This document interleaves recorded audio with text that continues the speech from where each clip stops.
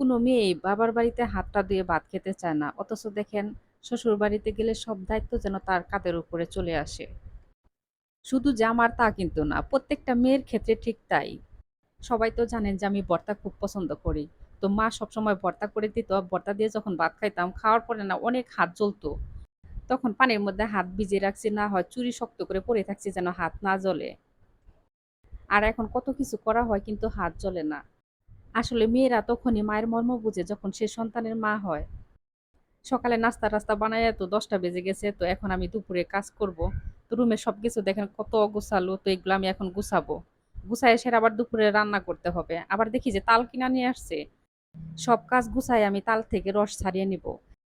অনেকে আছে যে তাল আনার সাথে, সাথে রস ছাড়িয়ে নেয়। আসলে ওইভাবে করলে দেখবেন যে তালের রস কিন্তু অনেক তিতা লাগে। কিভাবে তালের রস ছাড়িয়ে নিলে খেলা তিতা লাগবে না তো আমি দেখিয়ে দিব। তার জন্য ভিডিও শেষ পর্যন্ত কিন্তু আমার সাথেই থাকতে হবে। সবকিছু গুছিয়ে এখন আমি রুমটা ঝাড়ু দিচ্ছি। আমি সকালে বাসি রুম ঝাড়ু দিয়ে কাজ-টাজ করে নিয়েছি। তো এখন আমি আবার ঝাড়ু দিব। আমার সাথে, সাথে কিন্তু আমার মেয়েও আমার সাথে কাজ করে। আমার মেয়েকে দেখে সবাই কিন্তু মাশাআল্লাহ বলবেন। মা-মেয়ের তো এভাবেই সময়টা কেটে যায়। তো এখন আমি তাল পরিষ্কার করব। দেখেন কত সুন্দর একটা তাল কিনা নিয়ে আসছে। কিন্তু নিয়ে এসে সেটা সারপ্রাইজ দিছে। আমি জানতাম না যে বাজারে এখন তাল উঠছে। তালে থেকে খোসা ছাড়ানোর সময় একটা সুন্দর যে স্মেল, একটা ঘ্রাণ বের হচ্ছে। আসলে এই ঘ্রাণটা আমার খুব ভালো লাগে। অনেকে আছে যে তালের রস ছাড়ানোর ভয়ে কিন্তু তালের পিঠা খেতেই চায় না। তালের রস ছাড়ানো কিন্তু খুবই সহজ। আমার কাছে কিন্তু ভালোই লাগে। আসলে যেকোনো কাজ মনোযোগ দিয়ে করবেন তাহলে দেখবেন যে সব কাজই সহজ লাগবে। আর দেখে মনে হবে যে না অনেক, অনেক কঠিন তাহলে ওটা থেকে আপনি দূরেই সবসময় পড়ে থাকবেন। একটা তালে থেকে ৩ টা বিচি বের হইছে। এই ৩ টা বিচিতে দেখবেন যে অনেকটুকু রস বের হবে। এখন আমি একটা তালের বিচি এরকম করে থেঁতো করে নিব। থেঁতো করে নিলে দেখবেন যে পানিগুলা ভেতরে ডুববে আর ভেতরে তালের বিচিগুলা নরম হয়ে যাবে। আর তালের রস হাত দিয়ে চিপে বের করতে একটু সুবিধা হবে।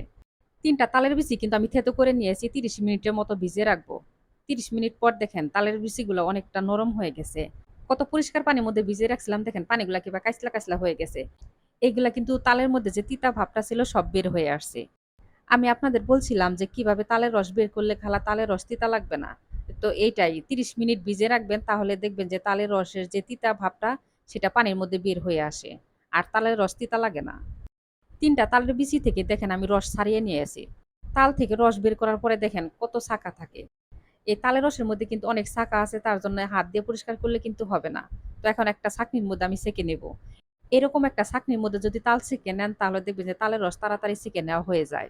তো এইভাবে আমি পুরা তালের রস ছেঁকে নেব। দেখেন তালের রস কত সুন্দর কোনো রকম কিন্তু ছাঁকা নাই।